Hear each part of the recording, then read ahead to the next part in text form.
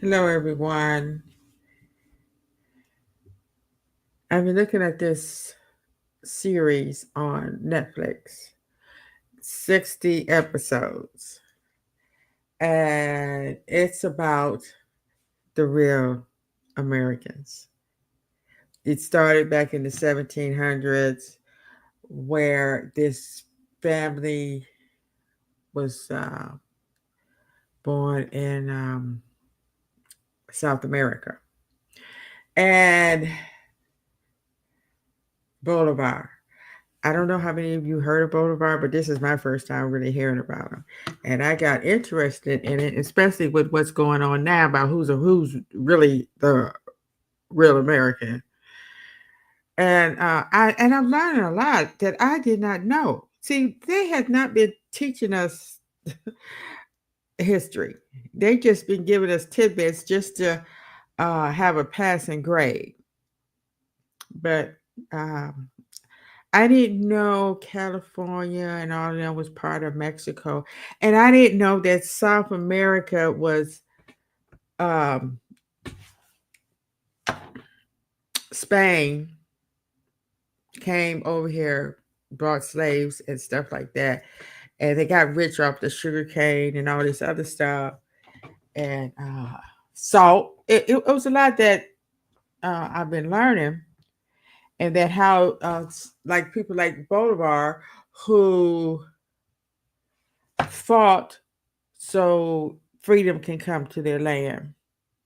And Spain, which is somewhere like the Portuguese, Spain and all them, they the ones started the slave trade. And this was established way before Columbus came. So they was pretty much all they was fighting the Spains where these people in up here, Columbus and them up in North America was fighting for their freedom from Britain. So it's a lot. And see, a lot of people don't want to know the truth because they're comfortable being ignorant. Because a lot of people don't think, what difference does it make? It makes a big difference because you going to live your whole life being ignorant, believing a lie. No, not me. No, I rather know. As long as I can read, as long as I can hear, see, I'm going to find out what I can. And I'm not going to be easily fooled, and I'm not going to be dying for nothing because a lot of people they just like these people that got killed on January the 6th. Oh well, that one lady, I think maybe it was two, Trump supporters. You died for a lie. You believed a lie, and you did not believe in the system that you was born into to figure it out. That's what the court system is for. These people, I'm telling you, they act just like they don't know nothing. You know what us black people had to go through to get justice in the court system? We went through hundreds of years of slavery, then Jim Crow, where a black man couldn't even get a case, couldn't even sue a white man. And most of them got away with killing a black man because he would go in front of a white judge, white jury, uh, white witnesses, not guilty. But then y'all got all the justice in the world, but y'all want to sit up there and take it in y'all hands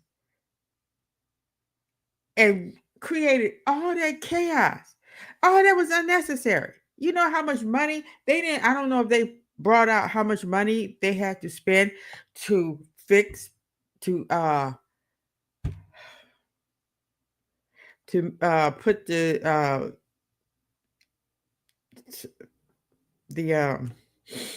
uh Congress and all that building back together. And these white people, they are so nasty that they was actually relieving themselves on the floor like little kids, poo-pooing on the floor and spreading it on the wall. The kids do that.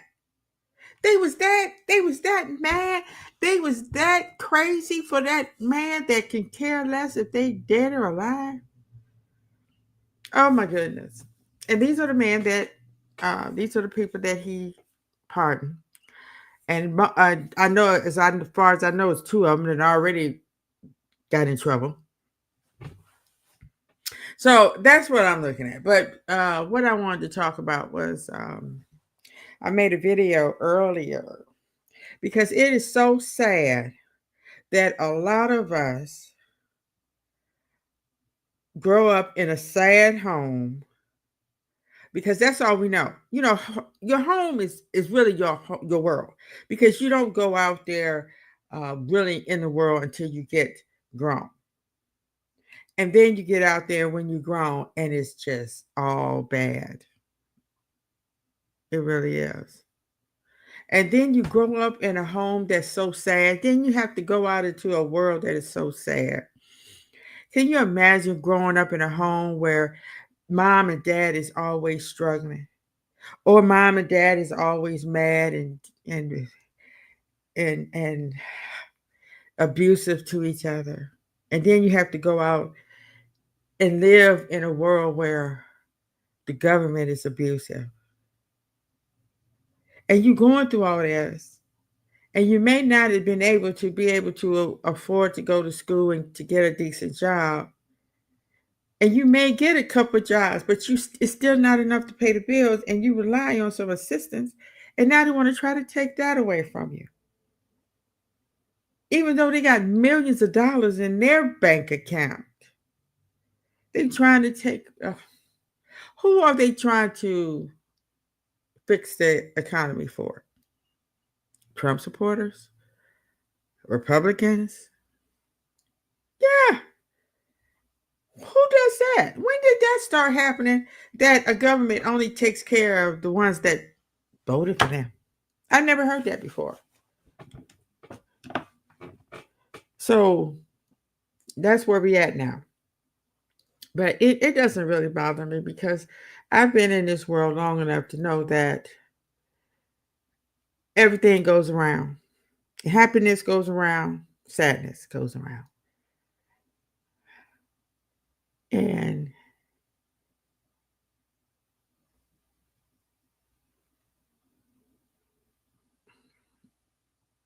we as black people, we lived through slavery, Jim Crow. This ain't nothing compared to living under them conditions. But thank goodness they fighting back. Oh, ain't no telling how much damage this clown show then already wreaked on the American people. All Americans. When it comes to this country going down, it's taking everybody down. That's what makes it so bad. Even the ones that it's making it go down, it's going to affect them too. I guess they psychotic. They have to be crazy. But I keep talking about that. Let me go back to this video I made before. I keep bringing it up because it's so sad because it's all intertwined. You live in a dysfunctional home, and then you get grown and you got to go out into a dysfunctional home. Sad. It's just so sad. And and all we do is complain. All I hear is a lot of complaining. Where is the town halls? Where is all the I know they did some protesting yesterday, which is fine, but some of us can't get out and protest. Everybody needs to get involved because everybody's going to get infected. This country is less safe. We don't know who's in their little room devising a plan to bring down a plane or sabotage a train or run a bunch of people over with a truck. We don't or blow up a bridge because this administration is not worried about keeping us safe because they want to do all this stuff to make us less safe. Now, when it started happening to them,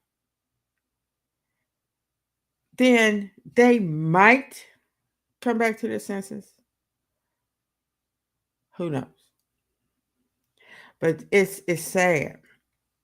It is really sad. But the reason why my family hates me is because uh, uh, this happens a lot in a lot of homes because we are living in such a hateful country. And a lot of people are mad because they can't get all the things that they want. And like in my home, we didn't want for anything, but it seemed like that's all they cared about was making money and buying the best of the best. We didn't matter. And then when you're growing up with parents that lived through Jim Crow and in the deep South, I think it's really hard for them to really care and love.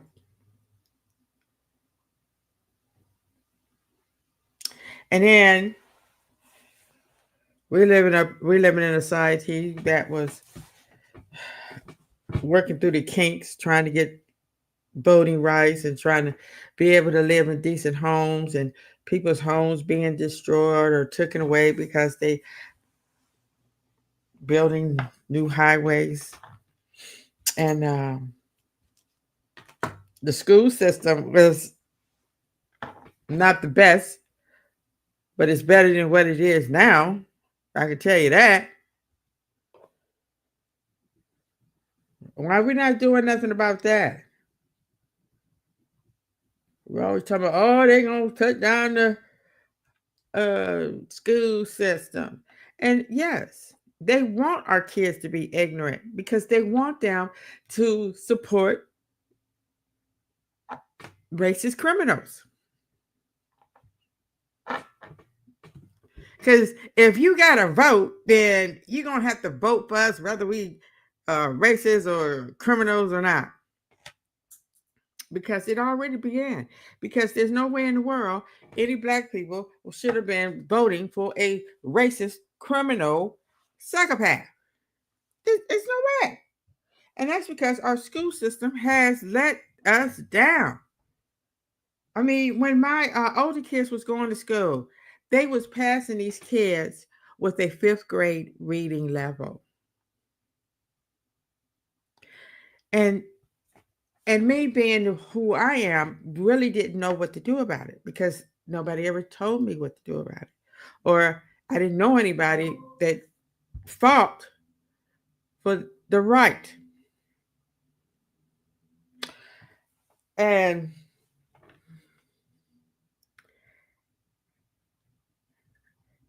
when you have parents that don't tell you nothing or act like they, especially you got growing up with parents that really only had a fifth grade education themselves, they really didn't put too much emphasis on education. And by the time, and during the 60s and 70s, uh, it was still bad. It was still hard for black people to get good jobs. And thank goodness, the factories was really working, had people really working and making good money. Because if it weren't for that, I don't think we wouldn't have the things that we had. So, and then they started going away around in the 80s, and then crack came around. Crack and the closing of the factories. A lot of the businesses was going overseas, and then all the cheap clothing and all that stuff start coming in. I mean, we always had, even the cheap clothes wasn't that cheap. You had the 3 and Dime store, you had Woolworths and stuff like that.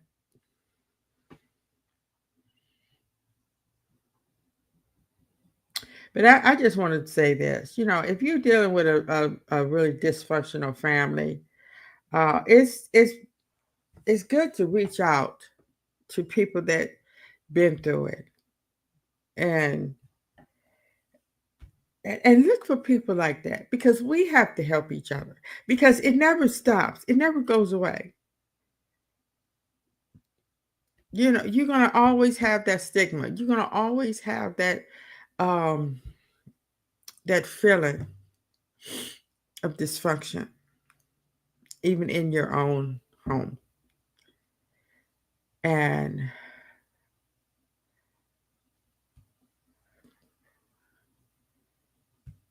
I wish I had I wish I had somebody I could have reached out to. So I'm gonna leave with that. And right now it's gonna be really hard.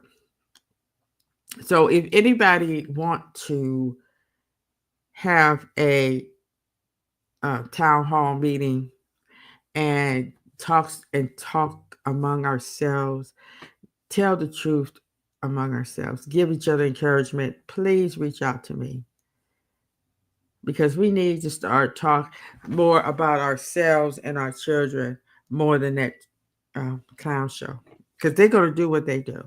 That's what we pay these people in here to do, to uh, take care of that business, because we can't just walk into Congress and make our voice known. We can't go, it's a lot of things that we can do, but we have to do it together.